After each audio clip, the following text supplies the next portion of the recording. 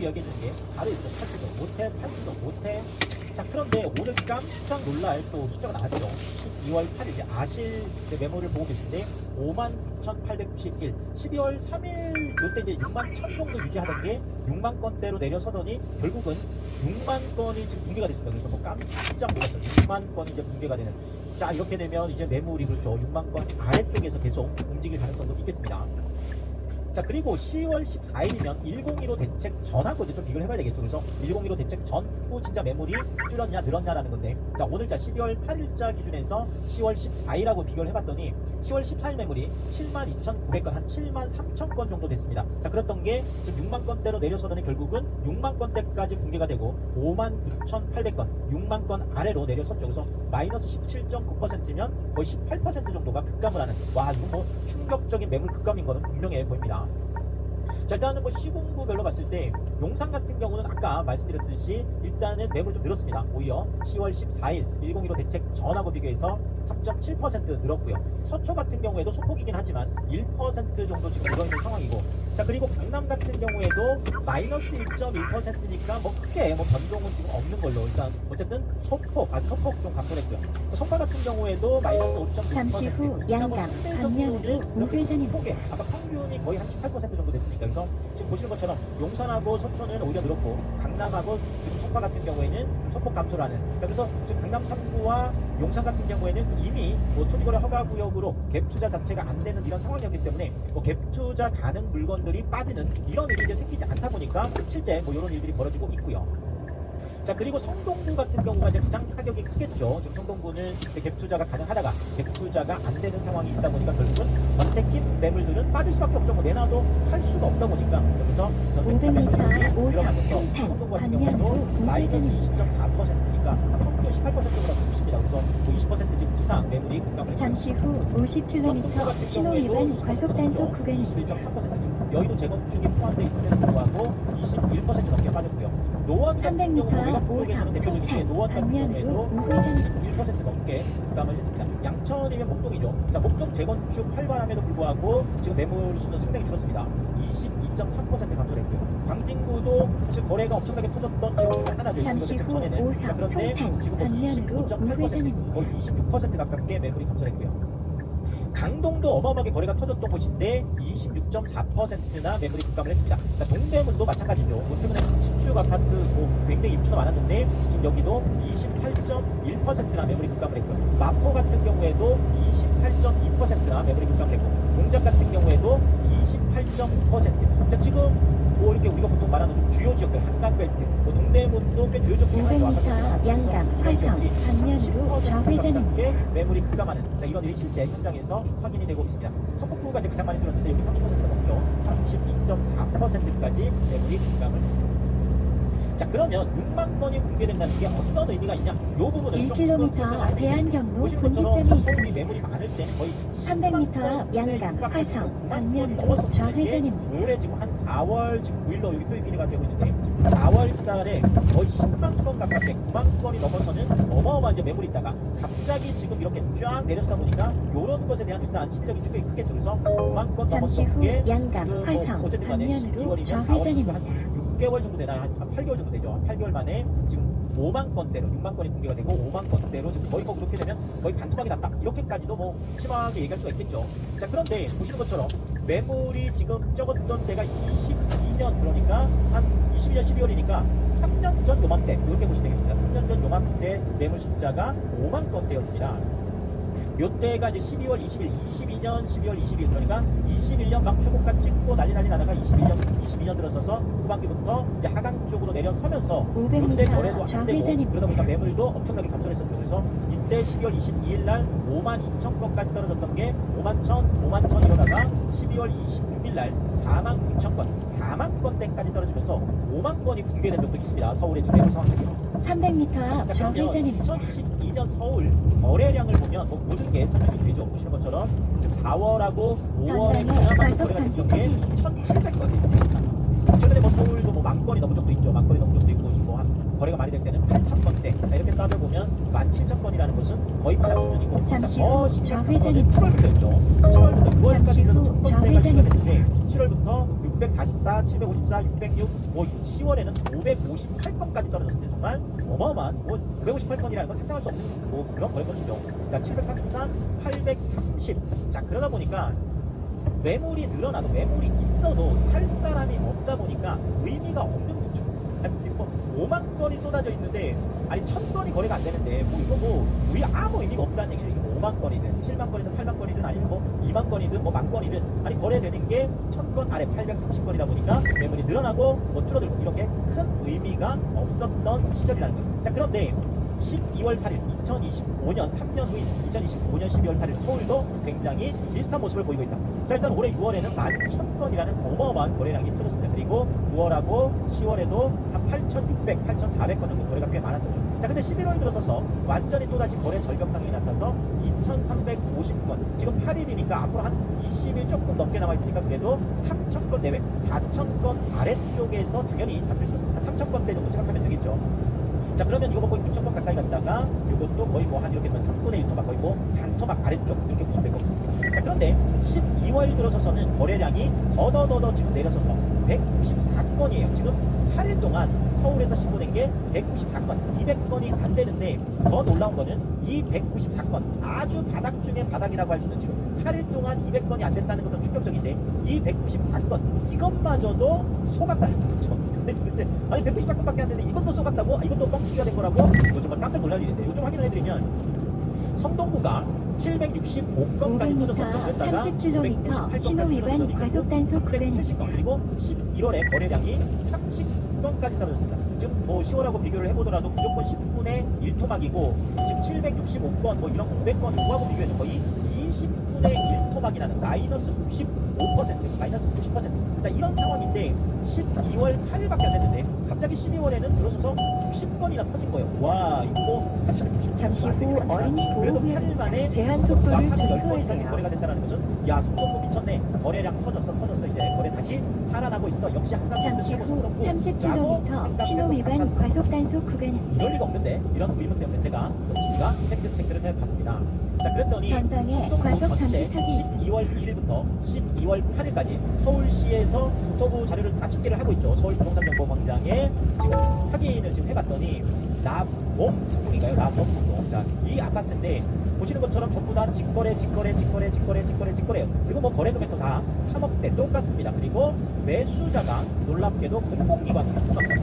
자, LH나 SH 쪽에서 이제 뭐 매도자는 이제 법인이니까 그렇죠. 직접 이제 뭐 보통 우리가 매입형 임대라고 하죠. 그래서 매입형 임대, 건설사들이 민간 건설사들이 지어놓은 곳을 매입을 해서 임대를 전방에 하는 과속 감지턱이 뭐 있습니다. 이런 아주 그러니까 원룸형 소형 아파트다 이런 것에 이제 볼 수가 있겠는데 일단은 이 남봄 성동 요 이제 요 아파트가 일단 6건이 실거래가 지금 신고가 지금 된 걸로 확인되어 있고요. 그 아래쪽도 봤더니 다 똑같아요. 직거래. 그 다음에 공공기관 다 3억 똑같은 거래들이 여전히 일고 있는데 제가 숫자를 세봤더니 이게 17건이고 그 다음에 또 이어지는 것도 똑같습니다. 직거래 공공기관 19건 그 다음에 이어지는 것도 쭉쭉쭉쭉 그 다음에 또 16건 그 다음에 쭉쭉쭉쭉 똑같이 공공기관 17건 쭉쭉쭉쭉 직거래 전방에 공공기관 과속 감지턱이 또 있습니다. 14건 그래서 14건, 17건, 16건, 19건, 17건, 6건 다 제가 합쳐봤더니 89건이었습니다. 그러니까 공공기관 LH, SH에서 이렇게 직거래로 한 3억대 정도 되는 뭐 아파트를 일괄적으로 지금 매입을 해서 임대를 하려고 하는 이런 매입 임대가 전부 다였다라는 거죠. 자, 그래서 12월 8일 성동구 실제 거래량은 지금 90건으로 표기가 되어 있지만 그 중에서 지금 뭐 전방에 과속 감지턱이 89건이 허수다 보니까 실제로는 지금 한 건이 거래가 됐는데 이렇게 되면 99.9%가 허수였다. 39건이 아닌데, 그러니까 90건이 아니라 한 건이에요. 39건이 성동구도 12월에 거래가 없다. 이렇게 보시면 되겠습니다. 자, 이렇게 되면 12월 8일자 서울 아파트 거래량 숫자가 어마어마하게 달라집니다. 194건이었던 게 89건을 빼면 실제 거래는 105건밖에 안 된다는 겨우 100건을 넘긴 이런 상황이고 결국은 46% 서울시 전체 거래량의 46%가 급회전 허수였다, 구간입니다. 뻥튀기였다, 안전 운행하세요. 다 속았다. 자, 이렇게 확인이 되고 있습니다. 자, 그런데 이미 아까도 말씀드렸듯이 이게 12월의 문제가 아니라 자, 갭 투자가 막히면서 한강벨트가 직격탄을 맞았고 11월 아파트 거래가 이미 12월 이전 11월부터 10분의 1토막이 났던 거죠. 자, 그러다 보니까 뭐 제발 집 좀 팔아달라. 자, 뭐 서울 아파트 거래 꽁꽁어려부터 집주인들이 난리가 났다는 거죠. 집이 안 팔리는 500m 회전 교차로에서 전남, 오산, 방면 결국 뭐 12시 가격이 방향입니다. 낮아질 수밖에 없는데 실제 이 부분을 좀 확인을 해보면 강동 같은 경우가 전방에 12월 8일 과속 오전자로에서 방지턱이 원래 강동이 6월에 한 870건 정도가 거래가 됐고요. 9월에도 한 790건, 거의 800건대 정도 거래가 나왔던 게 10월에 546건으로 내려서더니 지금 12월이 300m 회전 교차로에서 전남, 오산, 방면 12시 거의 뭐 방향입니다. 10분의 1이잖아요. 10분의 1토막이 나 있는 상황인데 12월에는 놀랍게도 강동의 300m 회전 교차로에서 전남, 오산, 지금 뭐 방면 870건씩 12시 거래가 되고 방향입니다. 900건이라고 생각을 해보면 하루 30건 정도가 거래됐던 동네인데 하루 30건 정도 거래가 됐던 동네인데 8일 동안 단 한 건도 거래가 없다는 전방에 것은 과속 어마어마하게 방지턱이 충격적인 상황이 되겠습니다. 자, 더더구나 잠시 후 강동은 아시겠지만 회전 교차로에서 전남, 오산, 방면 12시 방향입니다. 아니 12,000짜리 아파트에서 단 한 건도 거래가 안 된다는 12월 한 달 동안 단 한 건도 거래가 안 됐다는 것도 엄청나게 충격적인 일인데 이 올림픽 파크 코리온 제가 지금 아실 자료를 보고 계시는 매매 지금 전체 면적 지금 뭐 13평부터 시작해서 전체 면적을 다 봤는데 10월 전방에 과속 18일이 방지턱이 올림픽 파크 있습니다. 코리온의 마지막 실거래 등록이었어요. 놀랍죠? 12,000채나 되는 이 아파트가 10월 18일 500m 이후에 11월 좌회전입니다. 18일 지금 12월 8일까지 무려 51일간 두 달 동안 거래가 빵건이었다는 거예요. 와, 정말 엄청나게 충격적인 상황이 되겠습니다.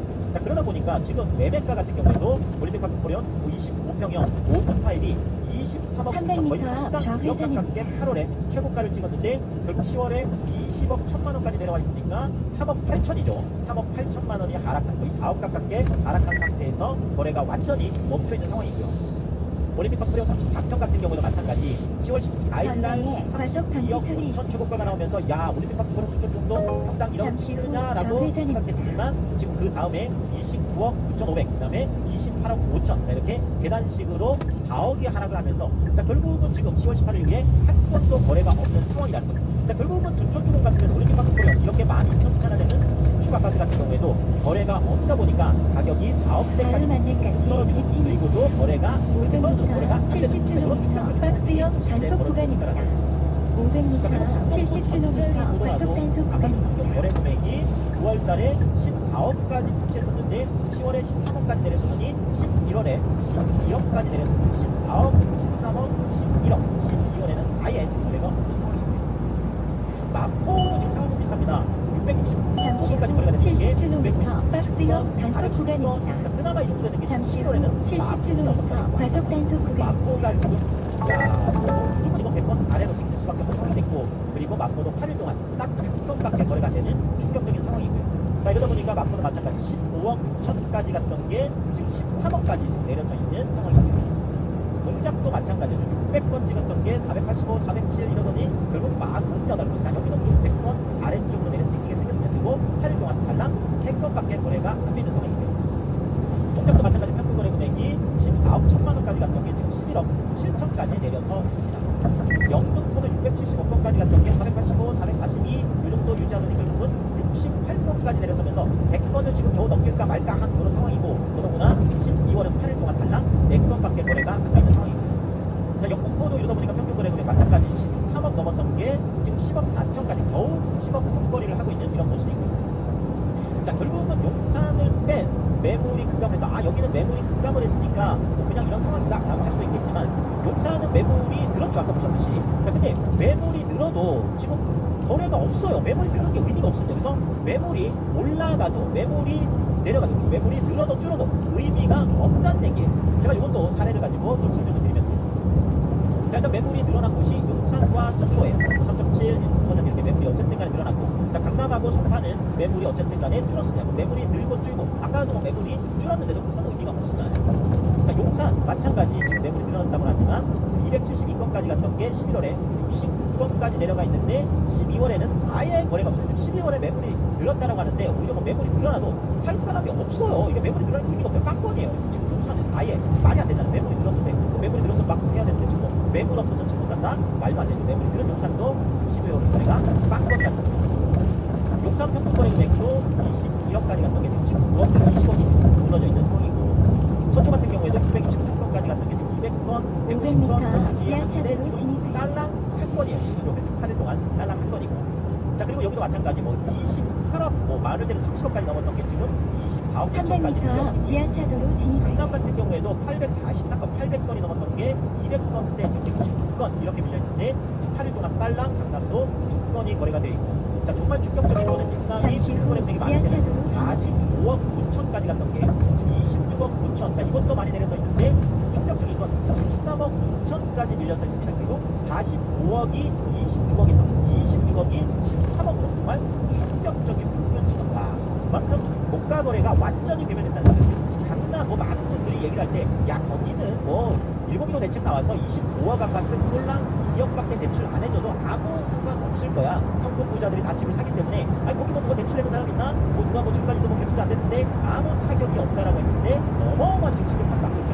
어떻게 평균 거래 금액 45억이 26억에서 13억까지 떨어졌습니다. 정말 엄청난 충격을 주고 있다는 거죠. 자, 소파도 마찬가지인데요. 900건이었던 게 996, 이러더니 300건대까지 지금 밀려있고, 그리고 8일 동안 딱 6건, 하루 한 건이 거래되기가 500m 어렵습니다. 2시 방향 소파의 평균 거래 금액도 마찬가지인데, 여기도 한 20억 지금 넘어섰죠. 이렇게 지금 18억 7천까지 밀려있는 상황이 되겠습니다. 자, 결국은 오늘 300m 2월 도시 8일자로 방향입니다. 5만 9천, 결국 6만 건이 공개가 되는 또 초유의 매물 급감이 터졌습니다. 그래서 6만 건이 공개가 됐지만, 결국은 내놔도 안 팔리기 때문에 매물이 줄어들 수밖에 없는 거잖아요. 아니, 그리고 지금 공인중개사분들도 잠시 후 거래가 안 되기 2시 때문에 방향입니다. 끝나는 곳이 어마어마하게 많습니다. 아니 내놔도 안 팔리는데 이게 다 돈이거든요. 광고를 공짜로 내주는 게 아니잖아요. 네이버든 직방이든 어디든 매물을 올리려고 하면 말문에는 돈을 내야 되는데, 그러니까 매물을 내놔도 안 팔리는 이런 상황이다 보니까 실제로 좀 매물을 좀 덜 올리는 부분도 있을 거고, 그리고 집주인들 입장에서 마찬가지예요. 아니 계속 내놔도 아무 연락이 없는데 말로 매물을 내놓겠어요. 그러다 보니까 매물이 줄어들 수밖에 경로를 없다는. 이탈하여 그리고 아까도 재검색합니다. 보셨지만 매물이 300m 늘어나는지 바란 줄어드는지 안쪽 의미가 방면으로 아무 의미가 우회전입니다. 없다라는 거예요. 이어서 매수자들이 경남 아무 일지구 관심이 없기 방면으로 때문에. 좌회전입니다. 자, 결국 집주인들 제발 집 좀 팔아달라 계속 하고 있지만 안 팔리는 걸 어떡하겠습니까? 그래서 지금은 집을 사실 팔 수도 없고 사기도 어려워요. 대출도 지금 안 되고 있기 때문에, 그래서 살 수도 없고 팔 수도 없는 이런 상황. 자, 결국 급한 사람은 집주인이에요. 집주인. 그래서 빨리 급하게 팔아야 되는 분들 같은 경우에는, 특히나 지금 내년 세금 관련해서 보유세 부분도 마찬가지고, 또 양도세 부분, 세금 관련된 부분들이 또 굉장히 부담을 주고 있기 때문에, 특히나 5월 이전에 팔아야 되는 분들도 계시죠. 가주택자들 같은 경우에는. 자, 이러다 보니까 결국은 지금 버티기를 하고 있지만 결국 금매들이 터질 수밖에 없는 이런 상황으로 일단 가는 걸로 보여집니다. 그래서 이 상황은 굉장히 중요한 내용들이기 때문에 제가 또 새로운 이야기 있을 때마다 빠르게 업로드를 하도록 하겠습니다. 오늘 유튜브 쇼핑까지 시청해주신 여러분들이 제 찐 시청자분들이다, 찐 구독자분들이다, 항상 크게 감사의 말씀을 드리겠습니다. 여러분들이 쿠팡에서 구매를 하실 일이 있을 때 이건 이렇게 예, 그럼 정부는 분명히 또 이럴 겁니다. 3+3+3를 한다든지 무한갱신을 한다? 그러면 혹시라도 계약할 수 있는 게 확 줄어들기 때문에 유통 물량을 더 축소시키는 효과가 3분의 1로 줄어든 입주 물량이랑 결합이 돼가지고 폭발할 수 있다. 그래서 저는 이제 이 매매 가격보다 더 걱정되는 게 문제 제시입니다. 답이 없어요. 네, 진짜 노답입니다.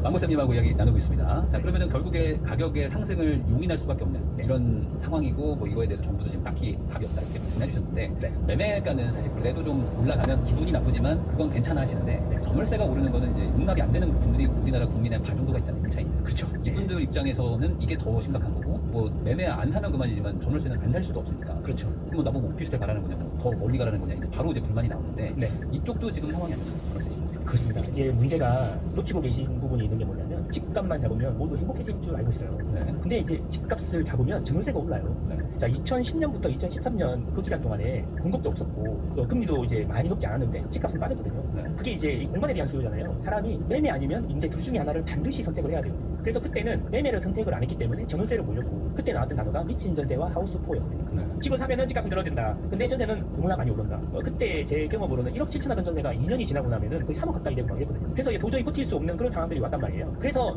민심이 이제 흉흉해지니까 전세자금 대출을 본격적으로 시작한 거거든요. 그걸 이제 집값을 띄우려고 했다고 생각하시는 분들도 많은데, 그 여론이 어쩔 수가 없었어요. 근데 그런 상황이 또 올 수 있다는 거죠. 네. 근데 이번은 조금 다른 게 뭐냐면, 그때는 집값은 빠지는데 전세가 2배로 올랐다. 쉽게 얘기하면 매매는 마이너스 1인데 전세는 플러스 2. 그래서 합쳐서 플러스 1이 된 거죠.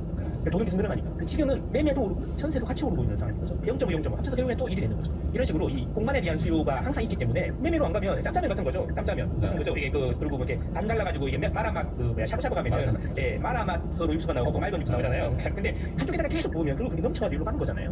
그런 것처럼 지금은 이제 매매만 잡으면 된다 생각했는데 사실은 매매를 잡으면 매매 수요가 전세로 가기 때문에 전세가 더 빨리 오르게 되는 거죠. 왜? 공급이 부족하니까.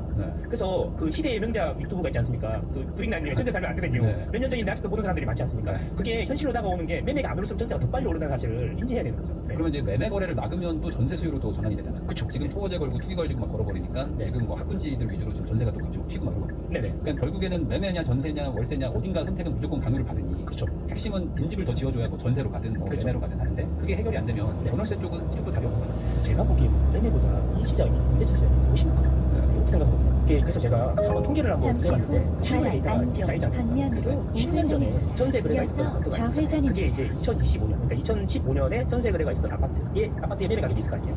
그 매매 가격이 10년 지나서 지금 전세 가격보다 높냐 낮냐. 네. 그러니까 10년 전에는 전세가 싸서 전세를 살았는데 이제 전세만 10년 쭉 살다가 보니까 이 지금 전세 가격이 10년 전에 매매 가격보다 잠시 높냐 후 낮냐 이걸 한번 한남 통계를 일지구 보거든요. 뭐냐면 10년 전에 집을 좌회전입니다. 전세 가격은 5억이고 집값은 10억이었는데 차라리 그때 10억짜리 사는 게 나으냐 안 나으냐 이 얘기예요. 서울 같은 경우에는 87%가 10년 전 매매 가격보다 지금 전세 가격이 더 비싼 거야. 네.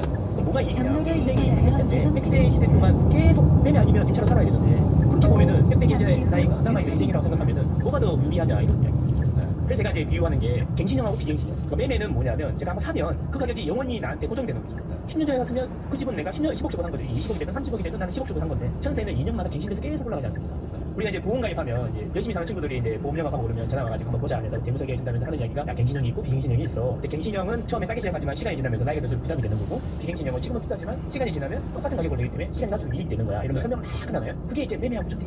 그래서 뭘 선택할 거냐. 젊을수록 뭘 선택해야 되는 거죠. 이런 것을 빨리 인지하고 행동을 취해야 되는 거죠. 자본주의 사회에서 그런 게 하고 일어나고 서울이라는 이 좁은 공간 안에 집을 300m 앞 그러면 이게 한남 너무 빠르게 일지구 물이 차오르듯이 방면으로 가격이 차오르는데 우회전입니다. 이런 결정을 해야 됩니다. 언제까지 정부가 집값을 잡아주기를 기다리는 게 맞냐. 이렇게 이런 생각을 하고 해봐야 되는 거죠. 그래서 집을 사면은 어쨌든 이제 내가 투자한 현금에다가 대출금 이게 이제 픽스되니까 딱 고정이니까 이제 난 대출 이자라는 원금만 잠시 후 이거는 이제 한남 계산이 되는 일지구 전월세로 이제 사기 방면으로 시작하면 이제 우회전입니다. 시장의 흐름을 내가 타야 되니까 그렇죠. 급등하고 이럴 때는 이럴 수가 없으니 또 이동하고 이사가고 하는 것들을 이제 반복하게 된단 말이죠. 근데 어쨌든 지금 상황은 전월세 시장 특히 이제 세입자분들한테는 좋은 분위기는 아닙니다. 그렇죠. 공급도 없고. 그렇죠. 네, 그러면 이게 아까 말씀하셨던 2010년 뭐 이럴 때처럼 전세 대란 얘기들 나오기 시작하면 그렇죠. 정부도 압박감을 받을 거 아니겠습니까? 그렇죠. 뭔가 답을 내놔라. 그렇죠. 대출을 해주든 네. 월세 쿠폰을 주든 뭘 줘라고 하지 않을까 싶은데 이거 어떻게 해결하죠? 제가 보기에는 3+3 같은 이야기들이 계속 나오지 않을까. 이제 스탠스가 이렇잖아요. 전세가 많이 올라? 그럼 전세를 규제해.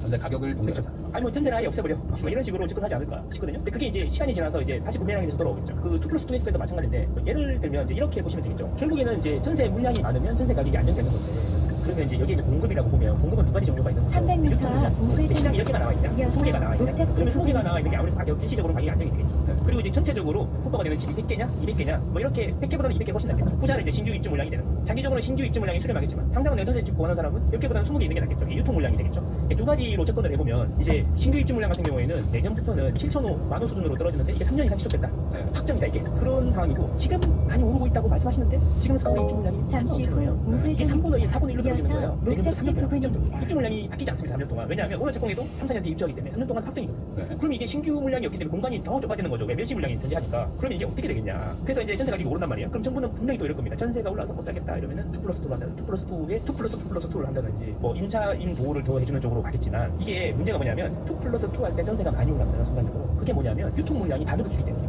2년마다 새로 전세 물량이 될 아파트들이 나와야 되는데 2+2를 하니까 4년마다 나오는 거죠. 네. 그 반대로 생각하면 2년 주기로 보면은 반으로 주는 거예요 물량이. 근데 이걸 3+3+3를 한다든지 무한 갱신을 한다? 그러면 이게 혹시라도 계약할 수 있는 게 적어지기 때문에 확 줄어들기 때문에 가격을 더 유통 물량을 더 축소시키는 효과가 안내를 3분의 1로 줄어든 입주 물량이나 신규 입주 물량이 결합이 돼가지고 폭발할 수 있다. 그래서 저는 이게 이 매매 가격보다 더 걱정되는 게 임대차 시장입니다. 그러니까 이 부분에 대해서 사실 과거부터 얘기들이 나오긴 했는데 네. 뭐 공급이 막 그만큼 안 됐기 때문에 네. 사실 뭐 이게 정말 지금 당장 뭐 모듈러 주택 뭐 얘기 나오지만 네. 그래도 안 되거든요. 안 되죠. 이래도 안 되고 저래도 안 되는 거거든요. 네. 그럼 결국에 그나마 빨리 할 수 있는 게 뭐 도생이나 뭐 네. 빌라, 뭐 오피스텔 이런 것들 지으면 네. 짧으면 6개월, 길면 뭐 1년 반 하는 지으니까 이쪽이라도 지금 하면 좋은데 여기도 지금 전세 사기니 뭐니 해서 분양도 안 되고 아무것도 안 돼요. 네, 그렇죠. 다주택 규제. 그렇죠. 그러면은 이걸 결국에 해결은 해야 되는데 그렇죠. 뭘로 해결하냐 이거 해결이 안 보이잖아요. 그 답이 없어요. 네. 진짜 노답입니다. 네. 그리고 솔직히 말하면 매매든 전세든 월세든 테러가 없습니다. 이제 네. 수도권은 테러가 없어요. 그러니까 빨리 결정을 해야 됩니다. 이게 뭐냐면 이 버스가 왔어요. 그러면 이제 저기 정류장에 버스가 쓰려고 그러는데 좀 뛰어야 돼요. 엄청 열심히 뛰어야 될 것 같아요. 네. 그러면 이제 그거를 포기하고 다음 버스를 기다리면 되는데 다음 버스가 없어. 또는 다음 버스를 타면 9시까지 도착을 못해. 그러면 어떻게 해야 될까요? 그냥 간단한 겁니다. 누군가가 버스를 잡아주기를 기다리면 안 되고, 왜냐하면 그 사람들 빨리 타고 가야 되니까 네. 자기가 열심히 달려야 되는 거죠. 못하면 그러면 어떻게 그 다음 방법은 뭐냐면 그 다음 정거장까지 버스보다 빨리 뛰어가면 되거든요. 네. 그게 무슨 이야기 하고 싶으냐면 이런 거죠. 지금 집이 너무 비싸니까 열심히 모아서 전세 2년 살고 2년 뒤에 살게요 라고 하면 두 분이서 열심히 월급을 모아가지고 5천을 모으면 집값은 1억 2억이 더 올라버릴 거다라는 거죠. 그래서 2년 뒤가 되면은 반드시 후회한다. 왜냐하면 그때는 여기로 갈 수 있었는데 이제 더 작은 곳이나 더 외곽으로 1시간 반씩 출퇴근을 해야 될 수 있고 이렇게 되는 거죠. 그런데 이제 그러면 전월세로 가면 되는데 전월세를 하면 완전히 이제는 영영 못 따라가는 그런 상황이 만들어질 수 있다. 그래서 매년만 잡는다고 모두가 행복해지지 않는다. 이게 되게 중요하다. 이렇게 생각합니다. 그러면은 현 정부가 뭐 예를 들어 다주택 규제를 뭐 갑자기 푼다거나 아니면은 아주 전향적으로 네. 비아파트들은 뭐 한시적으로 이제 취득세를 그냥 일반 과세를 한다든지 그리고 이제 양도세도 뭐 중단 안 한다든지 뭐 이런 식으로 소위 말하는 이제 비아파트만 다주택을 풀어주고 이런 식으로 전략을 좀 짤 수도 있지 않을까요? 충분히 가능성이 있다고 생각합니다. 전세 많이 오를 때가 이명박 정권 말년이었거든요. 그때 이명박 정권에서 했던 게 뭐냐면 도시형 생활주택이라는 거를 신규로 도입을 하죠. 주차장법이나 이런 것 때문에 이제 호수를 많이 못하고 이런 것도 주차장법도 되게 많이 완화해주고 재개업을 0.5%였던 것 같은데 저리로 도시형 생활주택을 지면 융자도 해주고 그래갖고 강남에서 막 생기고 그랬거든요. 그래서 이제 월세를 비싸게 놓고 이랬었는데 그게 이제 그런 식으로 해서 투자자나 또 주택 공급할 수 있는 사람들이 아 내가 저리로 받아가지고 이걸 지어가지고 세를 놓으면 이게 돈이 되겠구나 라는 생각을 심어줘야 되는 거죠. 네. 근데 이제 그거를 사서 자기가 다 세를 놓는 사람도 있겠지만 분양을 해서 팔아야 되는 사람도 있잖아요. 그러면 누군가가 사줘야 되는데 이걸 사는 순간 아파트를 못 사요. 다주택 규제가 높기 때문에. 그래서 이거를 해결을 해줘야 되는데 이제 정부도 고민이 나겠죠. 결국에는 집값이 오르더라도 전월세는 안정돼야 되는데 특히 청년들의 전월세가 안정돼야 되기 때문에 말씀하신 것처럼 그런 게 이제 나중에 이제 그 임차인 보호랑 함께 동시에 올 수 있는데 아직까지 정부는 전월세에 대해서는 그렇게 크게 고민 안 하는 것 같습니다. 저는 또 하나 걱정이 이제 토어제를 대규모로 걸었기 때문에 이제 뭐 일부 지역을 뭐 풀 수도 있다고 하지만 어쨌든 다 풀진 않을